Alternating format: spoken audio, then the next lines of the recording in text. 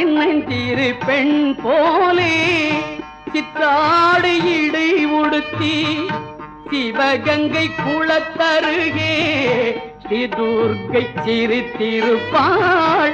சின்னஞ்சிறு பெண் போலே சித்தாடு இடை உடுத்தி சிவகங்கை குளத்தருகே ஸ்ரீ துர்க்கை சிரித்திருப்பாள்.